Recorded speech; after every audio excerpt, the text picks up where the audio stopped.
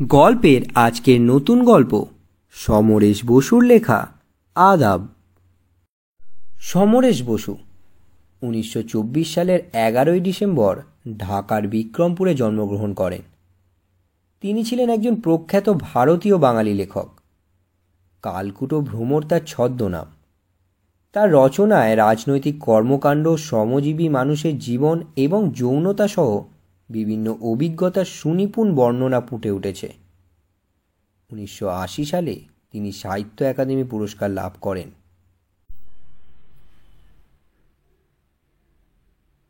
রাতের নিস্তব্ধতাকে কাঁপিয়ে দিয়ে মিলিটারি টহলদারি গাড়িটা একবার ভিক্টোরিয়া পার্কের পাশ দিয়ে একটা পাক খেয়ে গেল।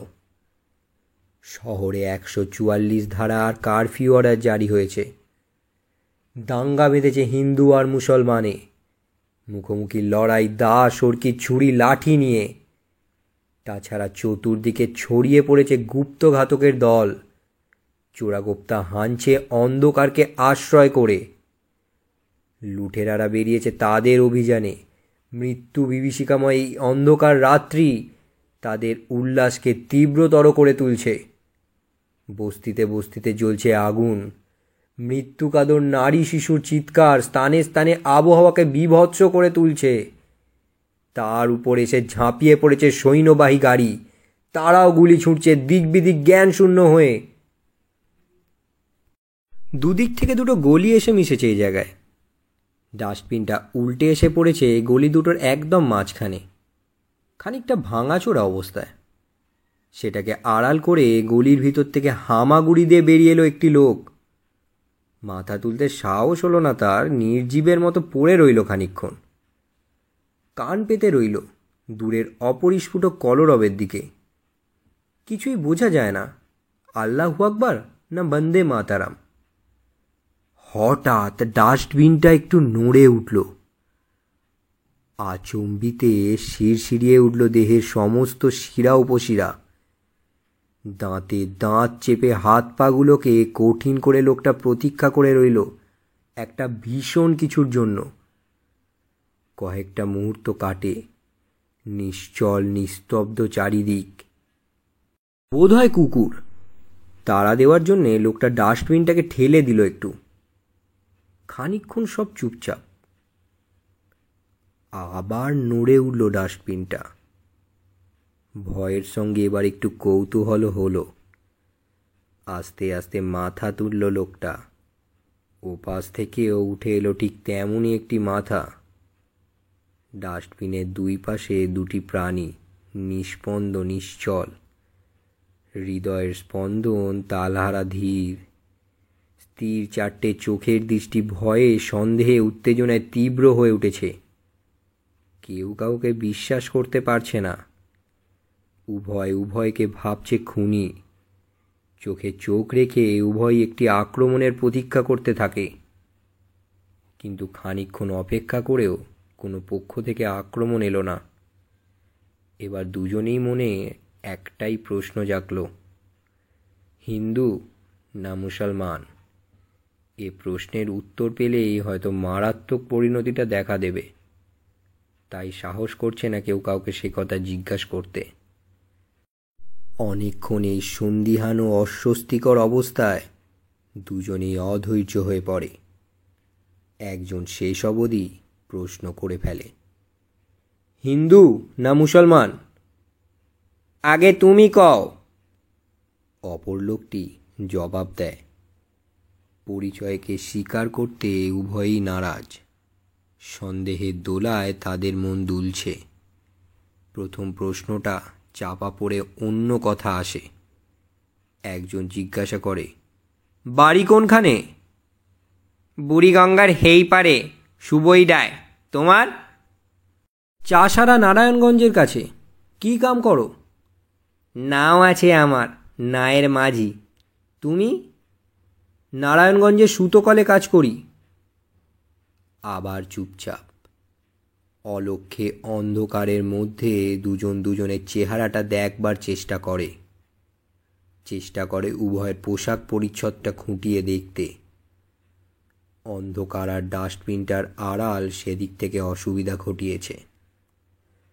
হঠাৎ কাছাকাছি কোথায় একটা শোরগোল ওঠে। শোনা যায় দুপক্ষেরই উন্মত্ত কণ্ঠের ধ্বনি। সুতাকলের মজুর আর নাওয়ের মাঝি দুজনেই সন্ত্রস্ত হয়ে একটু নড়ে চড়ে ওঠে। ধারে কাছেই যেন লেগেছে। সুতা মজুরের কণ্ঠে আতঙ্ক ফুটে উঠল। চল এইখান থেকে উইটা যাই, মাঝিও বলে উঠল অনুরূপ কণ্ঠে। সুতা মজুর বাধা দিল। আরে না না, উইঠো না, জানটারে দিবা নাকি? মাঝির মন আবার সন্দেহে দুলে উঠল। লোকটার কোনো বদ অভিপ্রায় নেই তো? সুতা মজুরের চোখের দিকে তাকালো সে। সুতা মজুরও তাকিয়েছিল। চোখে চোখ পড়তেই বলল, বইও, যেমন বইয়া রয়েছ সেই রকমই থাকো। মাঝির মনটা ছ্যাঁত করে উঠল সুতা মজুরের কথায়। লোকটা কি তাহলে তাকে যেতে দেবে না নাকি? তার সারা চোখে সন্দেহ আবার ঘনিয়ে এলো। জিজ্ঞেস করল, কেন?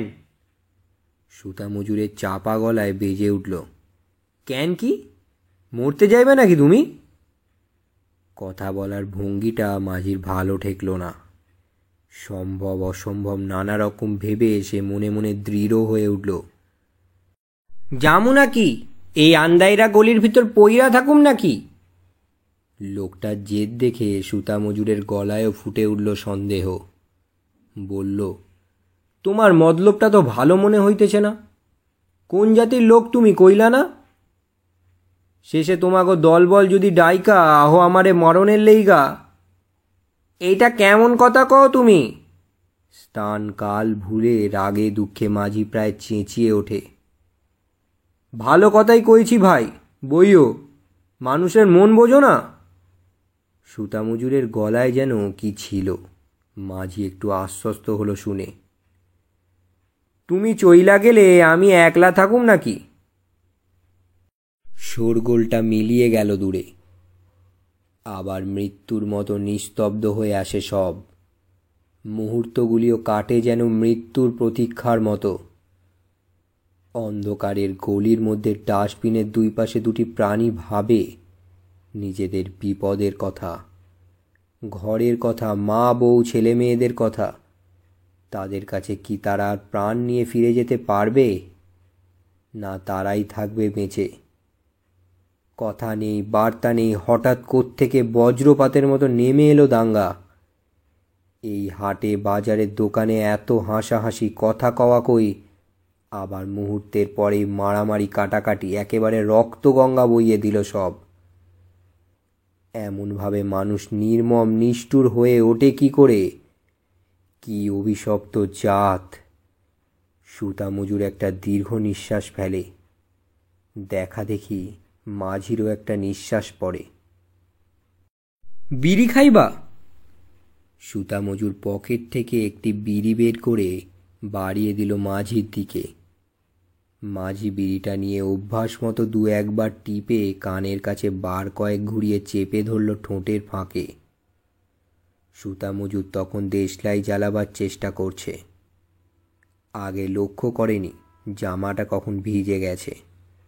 দেশলাইটাও গেছে সেঁতিয়ে। বার কয়েক খসখস শব্দের মধ্যে শুধু এক আধটা নীলচে ঝিলিক দিয়ে উঠল। বারুদ ঝরা কাঠিটা ফেলে দিল বিরক্ত হয়ে। হালার মেজবাতিও গেছে সেঁতাইয়া। আর একটা কাঠি বের করল সে। মাঝি যেন খানিকটা অসবুর হয়েই উঠে এলো সুতা মজুরের পাশে।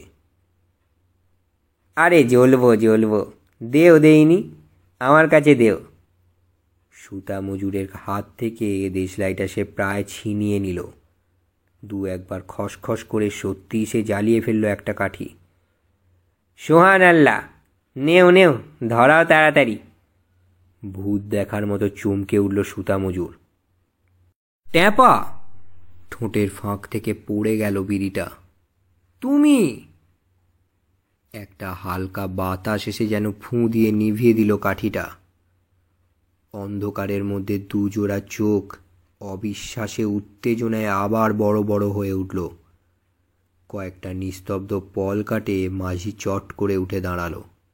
বলল, হ্যাঁ, আমি মুসলমান, কি হয়েছে? সুতামজুর ভয়ে ভয়ে জবাব দিল, কিছুই হয় নাই, কিন্তু মাঝির বগলের পুঁটলিটা দেখিয়ে বলল, ওইটার মধ্যে কি আছে? পোলা মাইয়ার লেগা 2টা জামা আর 1খান শাড়ি। কাইল আমাগো ঈদের পরব, জানো। আর কিছু নাই তো? সুতামজুরের অবিশ্বাস দূর হতে চায় না। মিথ্যে কথা কইতেছ নাকি? বিশ্বাস না হয় দেখো। পুটলিটা বাড়িয়ে দিল সে সুতামজুরের দিকে। আরে না না ভাই, দেখুম আর কি। তবে দিনকালটা দেখছো তো, বিশ্বাস করন যায় না। তুমি কও। হেই তো হক কথাই। ভাই, তুমি কিছু রাখো টাকো নাই তো? ভগবানের কিরা কইরা কইতে পারি, একটা সুইও নেই আমার কাছে। পরানটা লইয়া এখন ঘরের পোলা ঘরে ফিরে যাইতে পারলে হয়। সুতামজুর তার জামা কাপড় নেড়ে চেড়ে দেখায়। আচ্ছা। মাঝি এমনভাবে কথা বলে যেন সে তার কোনো আত্মীয় বন্ধুর সঙ্গে কথা বলছে। আমারে কইতা পারোনি এই মাইর দই কাটাকুটি কি এর লেইগা? সুতামজুর খবরের কাগজের সঙ্গে সম্বন্ধ রাখে, খবরাখবর সে জানে কিছু। বেশ একটু উষ্ণ কণ্ঠেই জবাব দিল সে। দোষ তো তোমাগো, তারাই তো লাগাইছে হেইকিয়ের সংগ্রামের নাম কইরা। মাঝি একটু কটূক্তি করে উঠল। হ্যাঁ, সব আমি বুঝি না, আমি জিগাই মারামারি কইরা হবে কি? তোমাগো 2গা লোক মরবো, আমাগো 2গা মরবো, তাতে দেশের কি উপকারটা হইব? আরে আমি তো এই কথাই কই, হইব আর কি, হইবে আমার কলাটা। তুমি মরবা, আমিও মরুম, আর আমাগো পোলা মাইয়াগুলো ভিক্ষা কইরা বেড়াই। এই গেল সনের রায়টে আমার ভগ্নিপতিরে কাইটা 4 টুকরা কইরা মারল। ফলে বইন হইল বিধবা, আর তার পোলা মাইরা আইয়া পড়ল আমার ঘাড়ের উপর। কই কি আর সাধে?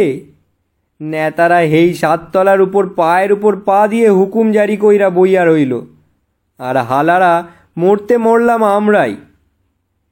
মানুষ না, আমরা যেন কুত্তার বাচ্চা হইয়া গেছি, নইলে এমন কামড়া কামড়িটা লাগে কোন বায়? নিষ্ফল ক্রোধে মাঝি 2 হাত দিয়ে হাঁটু দুটোকে জড়িয়ে ধরে। হ্যাঁ, আমাকে কথা ভাবে কেরা? এই যে দাঙ্গা বাঁধল, অখন দানা জুটাইবে কোন সম্বন্ধী? না ওটারে কি আর ফিরা পামু? বাদামতলির ঘাটে কোন অতলে ডুবাইয়া দিয়েছে তারে, তার ঠিক আছে? জমিদার রূপবাবু বাড়ির নায়মশাই প্রত্যেক মাসে একবার কইরা আমার নায় যাইতো নৈরার চরে কাছারি করতে।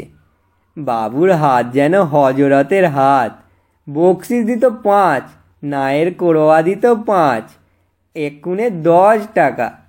তাই আমার মাসের খোরাকি জুটাইতো এই বাবুই। আর কি হিন্দু বাবু আইবে আমার নায়ে? সুতামজুর কি বলতে গিয়ে থেমে গেল। একসঙ্গে অনেকগুলো ভারী বুটের শব্দ শোনা যায়। শব্দ যেন বড় রাস্তা থেকে গলির অন্দরের দিকেই এগিয়ে আসছে, সে বিষয়ে আর সন্দেহ নেই। শঙ্কিত জিজ্ঞাসা নিয়ে উভয় চোখাচোখি করে। কি করব? মাঝি তাড়াতাড়ি পুটলিটাকে বগল দাবা করে। চলো পালাই। কিন্তু যাবো কোথায়? শহরের রাস্তাঘাট তো ভালো চিনি না।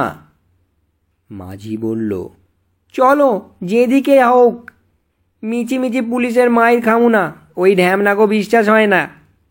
হ, ঠিক কথাই কইছ, কোন দিকে যাইব কও, আইয়া তো পড়ল। গলিটার যে মুখটা দক্ষিণ দিকে চলে গেছে সেদিকে পথ নির্দেশ করল মাঝি। বলল, চলো কোনো গতিকে একবার যদি বাদামতলি ঘাটে গিয়ে উঠতে পারি তাইলে আর ডর নাই।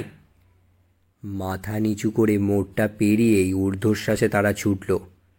সোজা এসে উঠল একেবারে পাটুয়াটুলি রোডে। নিস্তব্ধ রাস্তা ইলেকট্রিকের আলোয় ফুটফুট করছে। দুইজনেই একবার থমকে দাঁড়ালো। ঘাপটি মেরে নেই তো কেউ, কিন্তু দেরি করারও উপায় নেই। রাস্তার এমোড় ওমোড় একবার দেখে নিয়েই ছুটল সোজা পশ্চিম দিকে। খানিকটা এগিয়ে এমন সময় তাদের পিছনে শব্দ উঠল ঘোড়ার খুঁড়ের। তাকিয়ে দেখল অনেকটা দূরে একজন অশ্বারোহী এদিকেই আসছে। ভাববার সময় নেই। বাঁ পাশে ম্যাথর যাতায়াতের সরু গলির মধ্যে আত্মগোপন করল তারা। একটু পরেই ইংরেজ অশ্বারোহী রিভলভার হাতে তীব্র বেগে বেরিয়ে গেল তাদের বুকের মধ্যে অশ্বক্ষুরধ্বনি তুলে দিয়ে। শব্দ যখন চলে গেল অনেক দূরে, উঁকি ঝুঁকি মারতে মারতে আবার তারা বেরোল। কিনারে কিনারে চলো, সুতামজুর বলে। রাস্তার ধার ঘেঁষে সন্ত্রস্ত দ্রুত গতিতে এগিয়ে চলে তারা। খাড়াও, মাঝি চাপা গলায় বলে। সুতামজুর চমকে থমকে দাঁড়ায়। কি হইল? এদিকে আইও। সুতামজুরের হাত ধরে মাঝি তাকে একটা পান বিড়ির দোকানের আড়ালে নিয়ে গেল। এদিকে দেখো, এইদিকে। মাঝির সংকেত মতো সামনের দিকে তাকিয়ে সুতামজুর দেখল প্রায় 100 গজের দূরে একটা ঘরে আলো জ্বলছে। ঘরের সংলগ্ন উঁচু বারান্দায় 10-12 জন বন্দুকধারী পুলিশ স্থাণুর মতো দাঁড়িয়ে আছে। আর তাদের সামনে ইংরেজি অফিসার কি যেন বলছে অনর্গল পাইপের ধোঁয়ার মধ্যে হাত মুখ নেড়ে। বারান্দার নিচে ঘোড়ার জিন ধরে দাঁড়িয়ে আছে আরেকটি পুলিশ। অশান্ত চঞ্চল ঘোড়া কেবলই পা ঠুকছে মাটিতে। মাঝি বলে, ওইটা ইসলামপুর ফাঁড়ি। একটু আগিয়া গেলে এই ফাঁড়ির কাছেই বাঁয়ের দিকে যে গলি গেছে, এই পথে যাইতে হবে আমাগো বাদামতলির ঘাটে। সুতামজুরের সমস্ত মুখ আতঙ্কে ভরে উঠল। তবে? তাই কইতাছি, তুমি থাকো, ঘাটে গিয়ে তোমার বিশেষ কাম হইব না। মাঝি বলে, এইটা হিন্দু গো আস্তানা, আর ইসলামপুর হইল মুসলমান গো। কাইল সকালে উইঠা বাড়ি চইলা যাবে। আর তুমি? আমি যাইগা। মাঝির গলা উদ্বেগে আর আশঙ্কায় ভেঙে পড়ে। আমি পারুম না ভাই থাকতে। আজ 8 দিন ঘরের খবর জানি না, কি হইল না হইল আল্লাহই জানে। কোনো রকম কইরা গলিতে ঢুকতে পারলেই হইল। নৌকা না পাই সাঁতরাইয়া পার হমু বুড়ি গঙ্গা। আরে না না মিয়া, করো কি? উৎকণ্ঠায় সুতমজুর মাঝির কামিজ চেপে ধরে। কেমনে যাইবে তুমি? আবেগ উত্তেজনায় মাঝির গলাও কাঁপে। ধৈর্য না ভাই, ছাইরা দাও। বোঝো না তুমি কাইল ঈদ। পোলা মাইয়ারে সবাই চাইন দেখছে। কত আশা কইরা রইছে তারা নতুন জামা পিনবো, বাপজনের কোলে চড়ব। বিবি চোখের জলে বুক ভাসাইতেছে। পারুম না ভাই, পারুম না, মনটা কেমন করতাছে। মাঝির গলা ধরে আসে। সুতামজুরের বুকের মধ্যে টনটন করে ওঠে। কামিজ ধরা হাতটা শিথিল হয়ে আসে। যদি তোমায় ধইরা ফেলায়? ভয়ে আর অনুকম্পায় তার গলা ভরে ওঠে। পারবো না ধরতে, ডরাইও না। এইখান থেকে যেন উইটো না। যাই, ভুলুম না ভাই এই রাত্রের কথা। নসিবে থাকলে আবার তোমার লগে মোলাকাত হইব। আদাব। আমিও ভুলুম না ভাই, আদাব। মাঝি চলে গেল পা টিপে টিপে। সুতামজুর বুক ভরা উদ্বেগ নিয়ে স্থির হয়ে দাঁড়িয়ে রইল। বুকের ধুকধুকানি তার কিছুতেই বন্ধ হতে চায় না। উৎকণ্ঠ হয়ে রইল সে। ভগবান, মাঝি যেন বিপদে না পড়ে। মুহূর্তগুলি রুদ্ধ নিঃশ্বাসে কাটে। অনেকক্ষণ তো হলো, মাঝি বোধহয় এতক্ষণে চলে গেছে। আহা, পোলা মাইয়ার কত আশা, নতুন জামা পরবে, আনন্দ করবে পরবে। বেচারা বাপজনের পরাণ তো। সুতামজুর একটা নিঃশ্বাস ফেলে। সোহাগে আর কান্নায় বিবি ভেঙে পড়বে মিয়া সাহেবের বুকে। মরণের মুখ থেইকা তুমি বাইচা আইছ। সুতামজুরের ঠোঁটের কোণে একটু হাসি ফুটে উঠল। আর মাঝি তখন কি করবে? ঠিক কিছুক্ষণের মধ্যেই ধক করে উঠল সুতামজুরের বুক। বুট পায়ে কারা যেন ছোটাছুটি করছে, কি যেন বলা বলি করছে চিৎকার করে। ডাকু ভাগতা হ্যায়। সুতামজুর গলা বাড়িয়ে দেখল পুলিশ অফিসার রিভলভার হাতে রাস্তার উপর লাফিয়ে পড়ল। সমস্ত অঞ্চলটার নৈশ নিস্তব্ধতাকে কাঁপিয়ে দুবার গর্জে উঠল অফিসারের আগ্নেয়াস্ত্র। দুটো নীলচে আগুনের ঝিলিক। উত্তেজনায় সুতমজুর হাতের একটা আঙুল কামড়ে ধরে। লাফ দিয়ে ঘোড়ায় উঠে অফিসার ছুটে গেল গলির ভেতর। ডাকুটার মরণ আর্তনাদ সে শুনতে পেয়েছে। সুতামজুরের বিহবল চোখে ভেসে উঠল মাঝির বুকের রক্তে তার পোলা মাইয়ার আর বিবির জামা শাড়ি রাঙা হয়ে উঠেছে। মাঝি বলছে, পারলাম না ভাই, আমার ছাওলার আর বিবির চোখের পানিতে ভাসবো পরবের দিনে। দুশ্মনরা আমারে যাইটা দিল না দাগো কাছে।